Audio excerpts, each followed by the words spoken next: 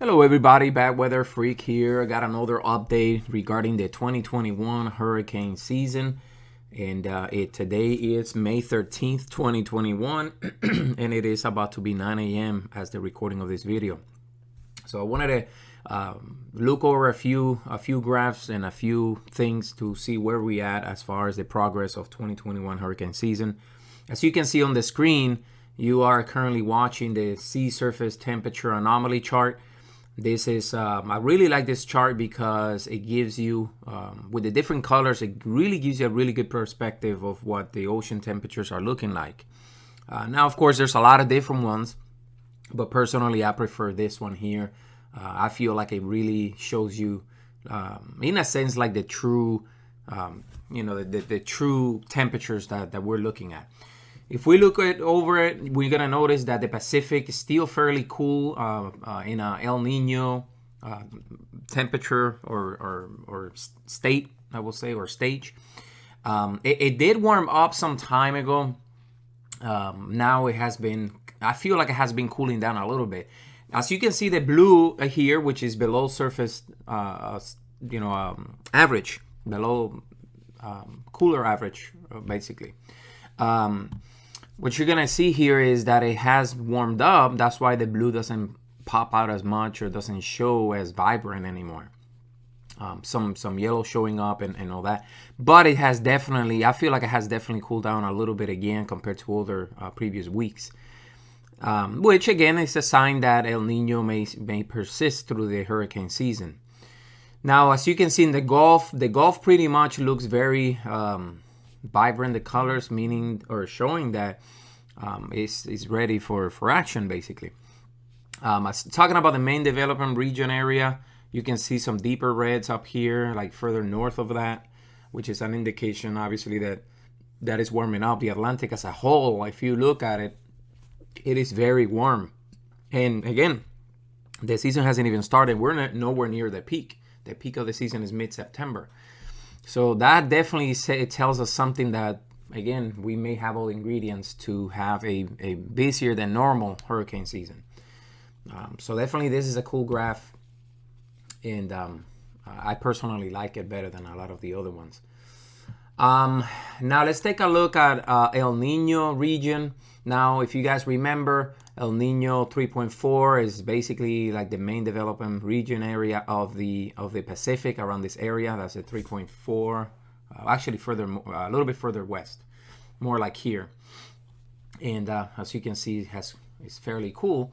So if we look at this graph here, basically what it's telling us is that as of February, it was in a deep La Nina territory, here. It kind of started losing its punch, La Nina. It actually went even slightly above the neutral area, but as you can see, started dipping again on the last few weeks. And that's why I was mentioning that if we go back to the chart, it to me, a few weeks ago, there was more yellow showing up here, meaning that now the temperatures have cooled down a little bit. Not a whole lot, but a little bit. Now, the deeper this goes further south, then that means that more La Nina we're going to be. Or if it does the opposite, more La Nina. If it stays within this area here, then we can have potentially a neutral year. But so far, it's kind of neutral / La Nina. Now, if you guys remember 2018, we had a lot of Saharan dust. And I pulled up this chart here because it looks like we're having that Saharan dust again. Now it's early, so that's something that we need to keep in mind, that as we get closer to the peak of the season, this may fade a little bit. But in 2018, this here definitely persisted, the Saharan dust.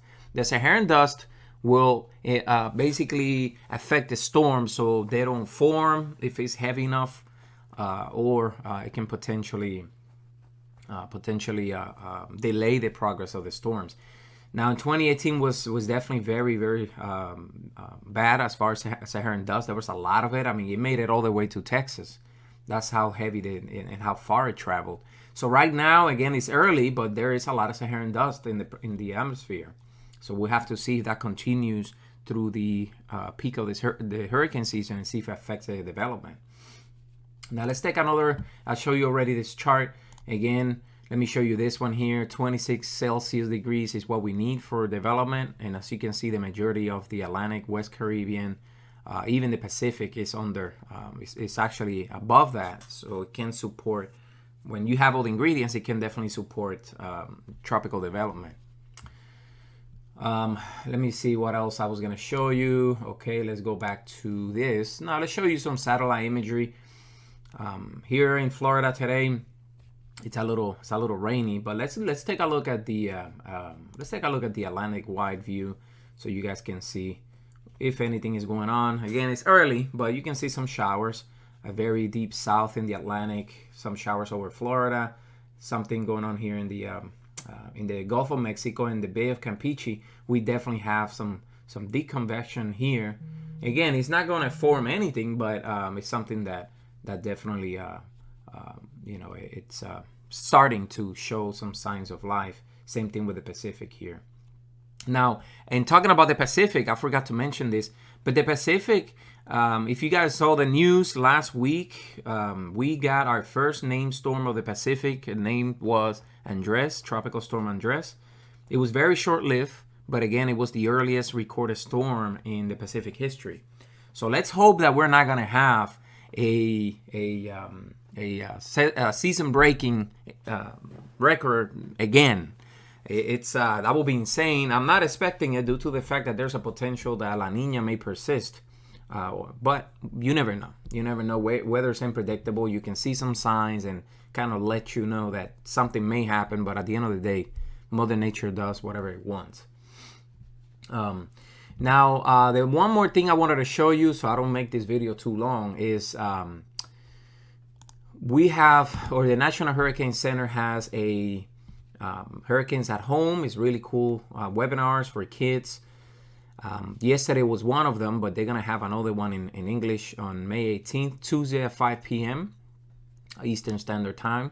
And also, that's pretty cool also that they have actually one today at 4 o'clock in Spanish. So if you speak Spanish, you want to take advantage of that, you could. If you want to watch it in English, you can watch it next Tuesday.